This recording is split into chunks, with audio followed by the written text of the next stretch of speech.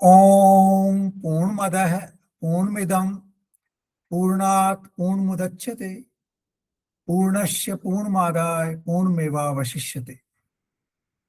So welcome to our Saturday morning session. We are on our journey of Kathopanishad. Today first we will take a brief review of what we have done so far, and then we will cover 4 new mantras, 16 to in fact 14, 15, 16, 17. So let us do some brief review. Now if we look at this Upanishad so far, you see the principal question of Nachiketa was in first Valli, that is the first chapter, first Valli, and mantra number 20, in which he asked that there is a doubt amongst the mind of people that after death is something remains. If it's so, then what remains and how we can understand it. So this was the fundamental question behind this Upanishad, that most people believe that after death nothing remains. That is the entire Western philosophy. This is also a large number of people in India believe that, and that is why Charvak was one of the famous approaches in life. So according to them, nothing remains. You live this life, enjoy this life, and forget about the future. Then the next related question was in the same part 1, Valli 1, and verse number 29, in which he asked the same question, that people have doubt about this Parlok. Is there any Parlok? Is there anything beyond this world? And if so, can you explain that to me? So that was also related to this question, that if something after death remains, and if that's so, what is that and how we can understand it? And the theory of Parlok is actually directly related to that if there's no Parlok, then obviously the life ends with the death. If no, then obviously there's a Parlok where you have to reap the harvest of whatever you have done here. Then we went to the Valli number 2, and the very first 2 verses were basically on Preya and Shreya. Preya is to get enchanted with the worldly attractions and remain enchanted with them, remain entangled with them. And Shreya is the one when you rise above those worldly enchanted and don't get entangled with them, and think higher, think of something which is eternal, something which is lasting, something which is giving you what you call perpetual happiness, anand. So that is how the concept of Preya and Shreya continued. And then it was linked with Vidya and Avidya. Avidya is the one which is leading us to remain entangled in the world, which is the Preya. And Vidya is the one which directs us higher than that and which leads us to an eternal peace, and that is Shreya. So this is how Vidya and Avidya. There is a very famous mantra here, which is in the second part, mantra number 5, chapter 1, Valli 2, mantra 5. It says that those people who are deeply rooted in Avidya, who believe in the worldly pleasures, and they also feel that they are the Pandit, they are the depository of knowledge. Now that kind of people are leading the rest. And then the example has been given that अंधे को अंधा lead कर रहा है, अंधे को अंधा guide कर रहा है, and that means that we are led to darkness because the person who is guiding us is also blind. So the blind person cannot lead us to the right path. And the basic reference here is that those who remain entangled with the worldly pleasures, they are rooted in Avidya and they are following the path of the blind. So these are some of the, very important verses, mantras which have come up. Now, mantra number 7 in Valli 2 is also very important. It says that very rarely people get to know about this Atma Tattva, about this Adhyatmic knowledge, about the spiritual knowledge. There are very, very few people who can guide you on the spiritual journey, and very few people listen to them. And out of those who listen, very few people actually follow the path. So it shows that out of millions, very, very few people are able to take on this journey of spirituality. This is also mentioned in chapter 7 of Bhagavad Gita, where Krishna said that out of thousands, one or two people, get interested in spirituality, and out of those thousands who get interested, only one or two are able to reach me. So this is how this knowledge has been described as very deep. It is the most, I would say, profound science of our existence. And that is why it is not easy to actually grasp this science and follow this route, because this route is invisible. The Supreme is not visible anywhere. The sense organs are not able to reach there.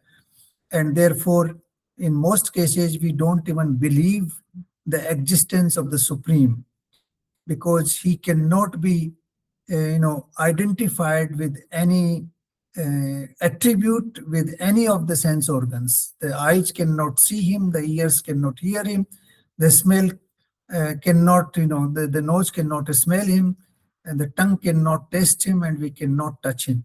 So all the five senses of perception are unable to grasp the Supreme, and that is why it is not easy to understand him, and most people remain entangled in what is visible, what is tangible, which is the manifest world around us.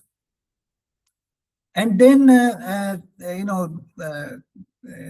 they go and explain that this knowledge is beyond Tarka.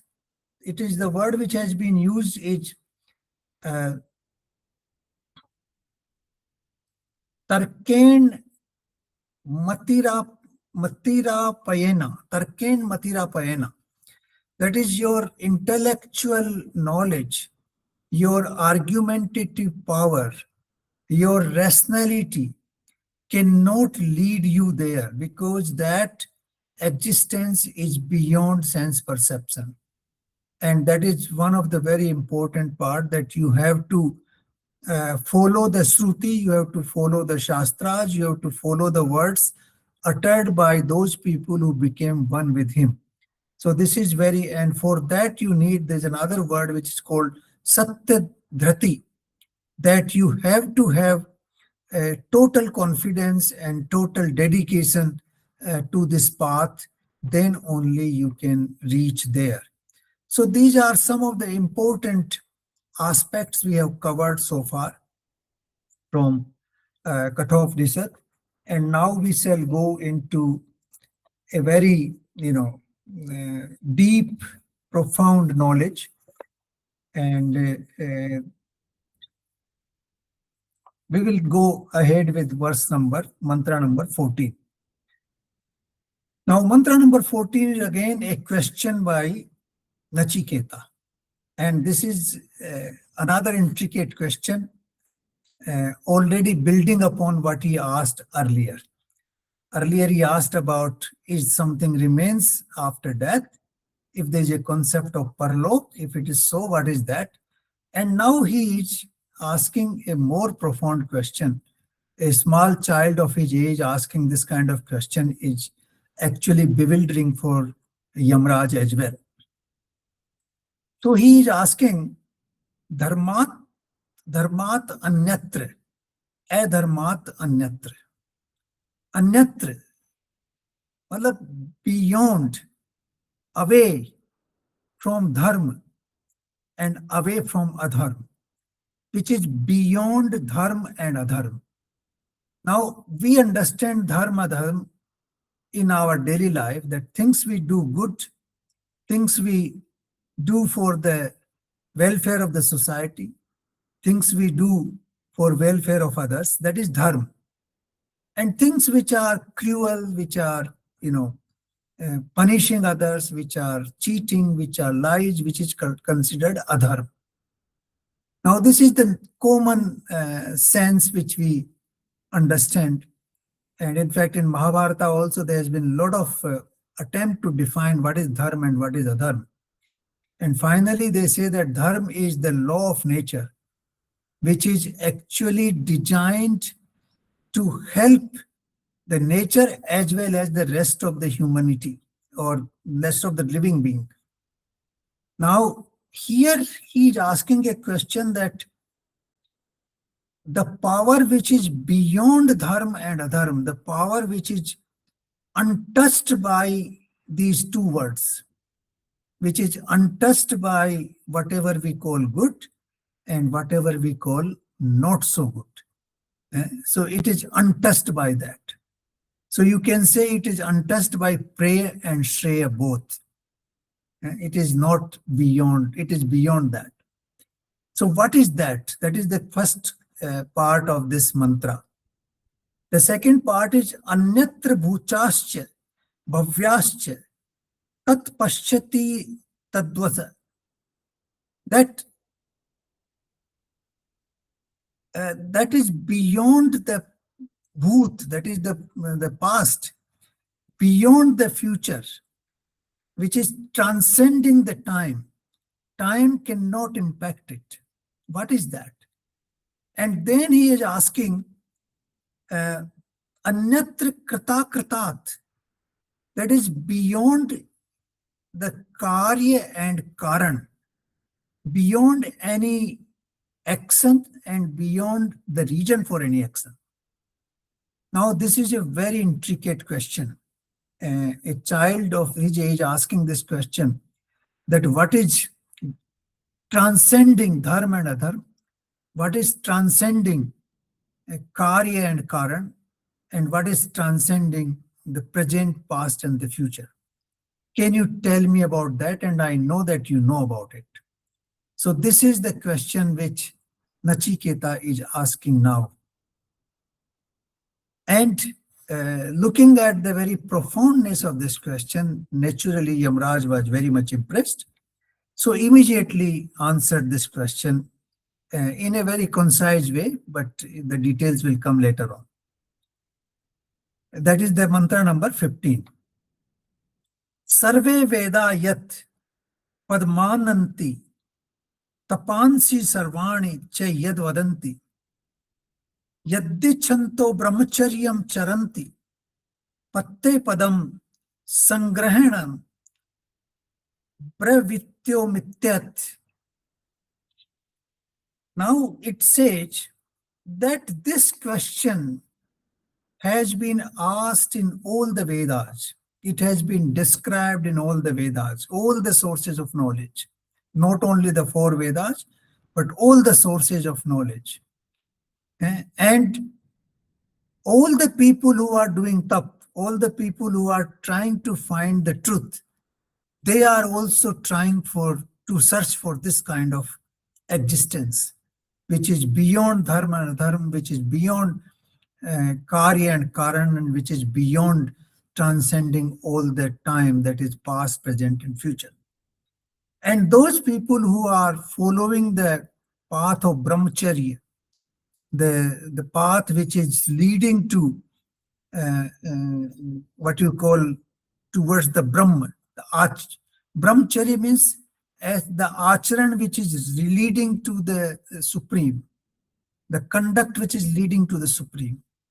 So that kind of people, they are also trying to find this existence, which is described in by Nachiketa in the mantra number 14. So he immediately, Yamraj immediately grasped this and said that all the entire knowledge system is working for it. All the tapasvis, all the munis, all the rishis, they are working to find this out. And all the people who are following the brahmacharya, the conduct which will lead to, or the journey towards the Supreme, are also trying to do that. And what they say, bravimi. I am telling you this in very sangrained. Sangrained means in a very precise manner. And that is what he says, that is Om. Om is the one which is beyond Dharma and Adharma, which is beyond Karya and Karana, which is beyond Kal, that is Kalatit, and all the knowledge systems, Vedas, Tapasvis, Munis, Rishis, they are all trying to find that out, and that in brief, that is Om. Now, Om, as we know, is the foundational knowledge in Vedas. We saw in Mandukya Upanishad, the entire Upanishad is based on what is Om, defining the Om.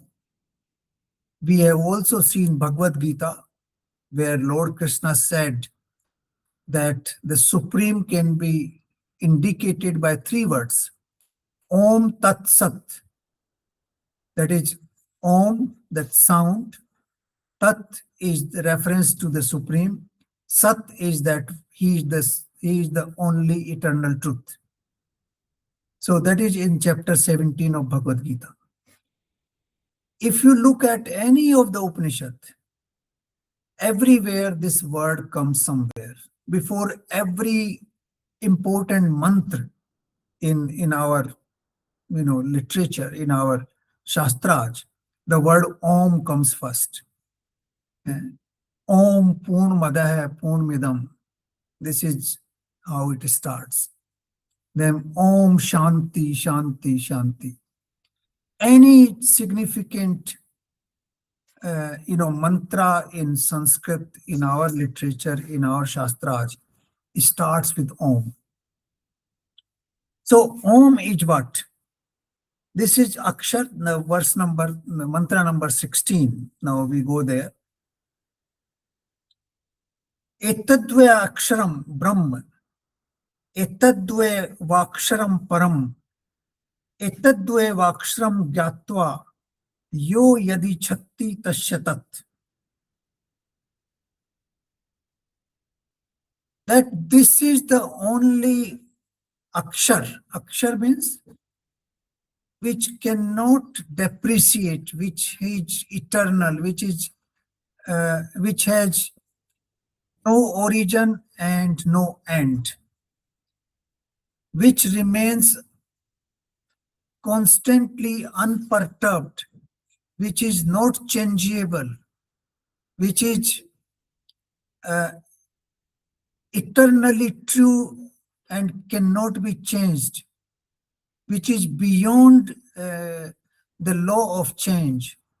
That is Akshar. That is Om is Akshar.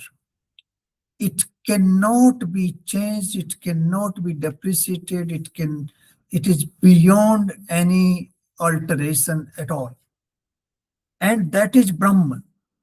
That is the Supreme Lord. That is the Supreme Lord, Om.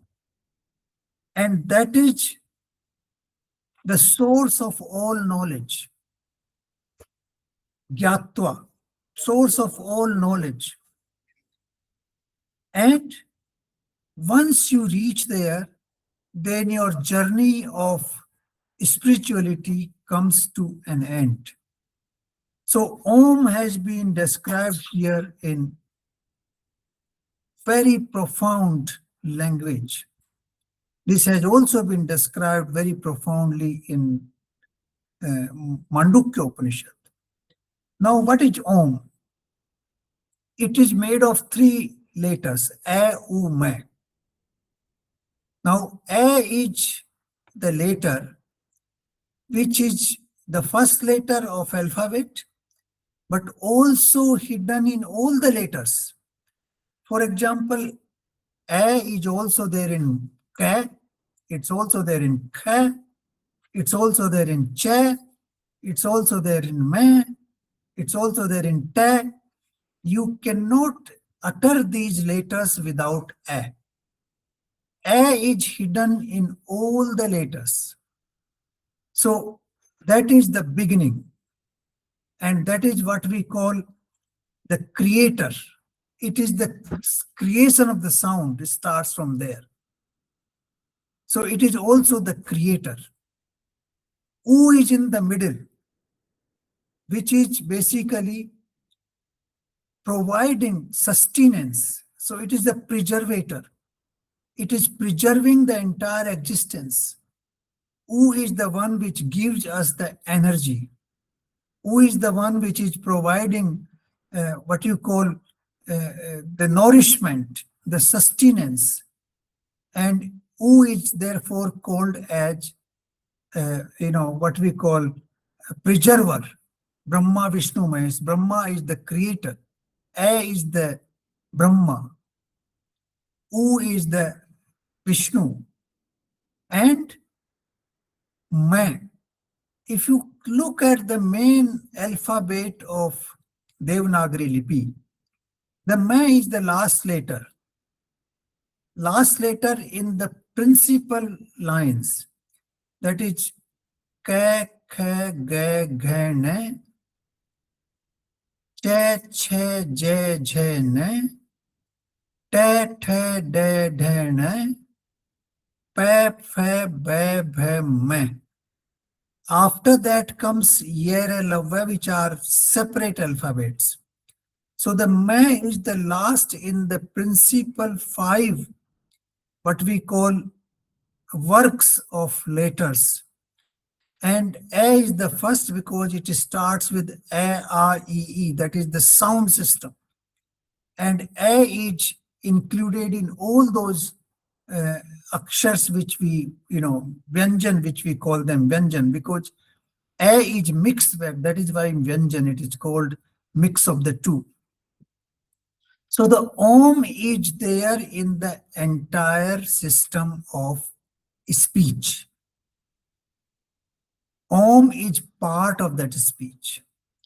And it is called what we call the primordial sound of our existence. Even, the modern scientists have recently discovered that if you go back to the origin of the universe, and if you look at that sound, there are certain methods because these sounds can never be destroyed. And they have discovered that this Om sound is prevalent there. So the beginning of the universe comes from this sound Om. This Om is also called Shakti, Shiva and Shakti. Shiva is the still power and Shakti is the vibration. So the Om provides the vibration and that moves that Shakti. So the Shiv moves because of that Shakti, and then it becomes what we call the universe. So the sound of Om is not only primordial, it is also the sound which provided the initial movement to the entire universe. In fact, in Kundalini also it is said that Kundalini is lying with all that power, and you have to raise it up by igniting. That igniting process is also called Shakti, and that process is also starting with Om. So all that is linked with Om. Even in English, if you look at three principal words referring to the Supreme, they are called omnipresent, omniscient, and omnipotent. So they also have Om in the very beginning of these letters. So the Om is, we also call it Vak Brahma or Shabd Brahma, because from there the entire existence originates. And once we reach that, discovery in our own research, then we will discover that Om is the foundation of this universe. And that is the deepest knowledge one can acquire. Once you acquire that knowledge, then you can become one with the Supreme. I remember when I was in Mongolia, that time I was not so much, in spirituality. But there were areas in Mongolia which I visited, which were absolutely silent. You cannot imagine the kind of silence you can, observe there. And that silence has its own sound and beauty, which is unbelievable. And that silence, actually, if you can meditate in that kind of silence, perhaps we can discover Om, the sound, the primordial sound of our existence. So this is what, Yamraj is telling in brief here, that this word Om, which is the foundation of our universe, which is the foundation of our speech, which is the creator, preserver, and destroyer, Brahma, Vishnu, and Mahesh, is beyond Dharma and Adharma, is beyond Karana and Karya, is beyond past, present, and future. So this is briefly he had answered this question here. But this answer is really fantastic. It emphasizes once again the importance, the scientific discovery of Om, which was done by our rishis thousands of years back in time, and which is now being rediscovered by the modern science in certain ways.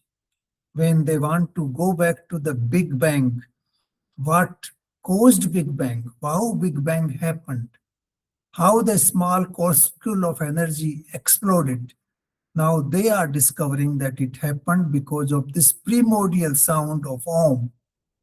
And that sound is a complete comprehensive sound which led to the creation of this universe which we see today. It worked as Shakti on Shiva. The enclosed or the stored energy was there, and that stored energy was converted into kinetic energy through this sound of Om.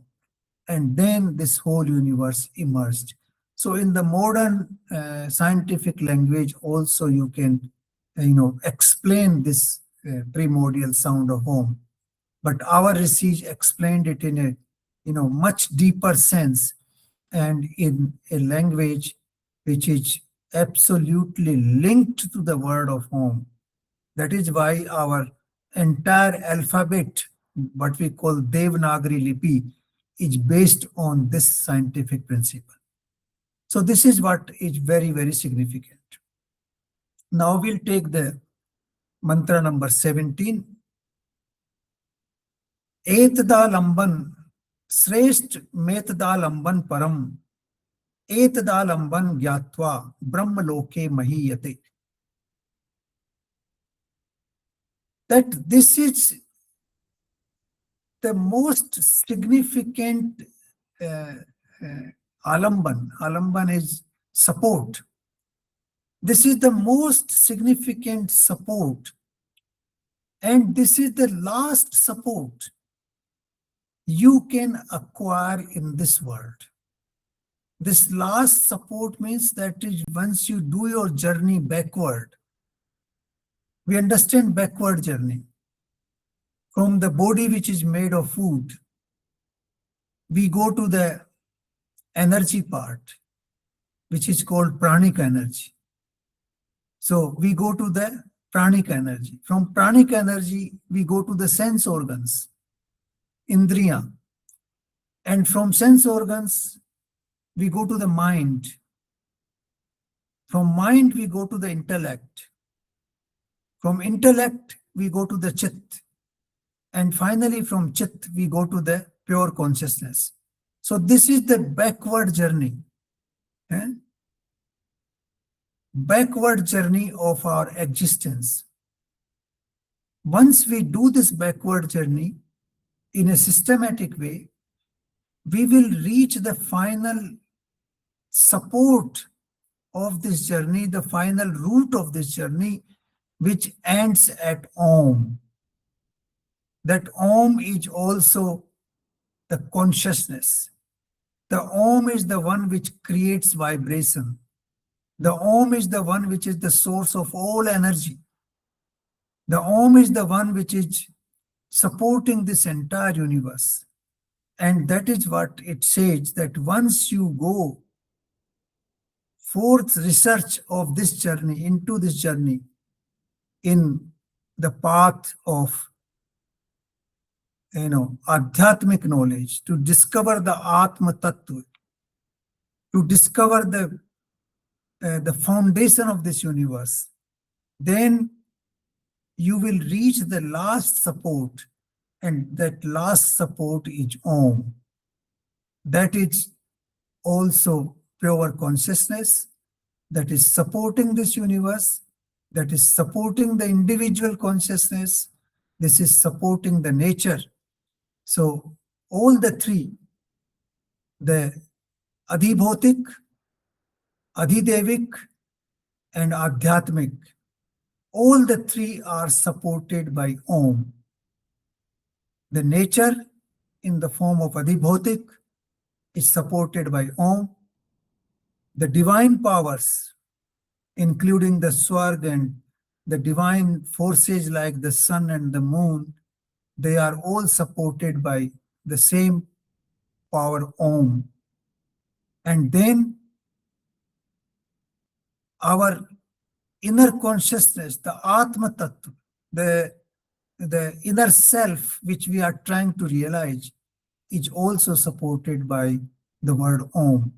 So it says that once this mantra says that this is Param Alamban, this is the last, Param means the last abode, the last support of this universe. That means the foundation of this universe. And once you know this, Gyatva, Bali Bhati, Gyatva, then Mahiyate Brahmaloke, then you are established in the Brahmalok. Then you have reached the Supreme. You are one with the Supreme. And you become part of that ocean in which all the rivers come and merge, leaving their name and their journey and everything behind, and they become ocean.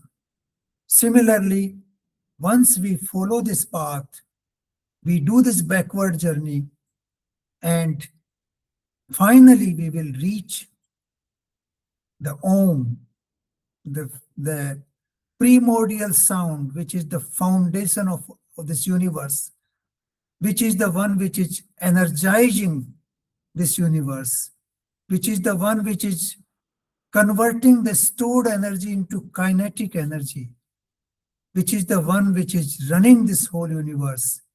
That sound is Om, and that sound is the last resort of our existence.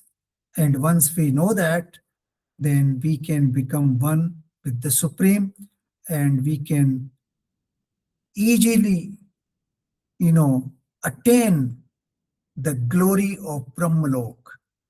Mahiyate Brahmaloke. We attain the glory of Brahmalok. So this is what I thought we will discuss today. These four mantras are fabulous. They tell us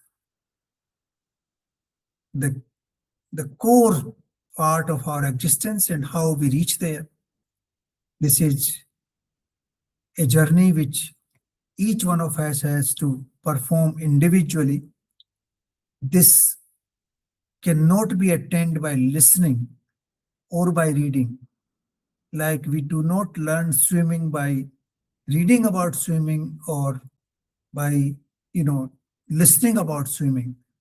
We have to ultimately deep and jump into the water and start swimming. Similarly here, this journey has to be performed by each one of us through meditation, through, what you call contemplation, and then slowly changing our own conduct, our own behavior, directing that behavior in the search of the truth, and that backward journey from body to pranic energy to sense organs to mind to intellect to chit, and then finally to, consciousness or Om, has to be performed by each one of us. Thank you very much.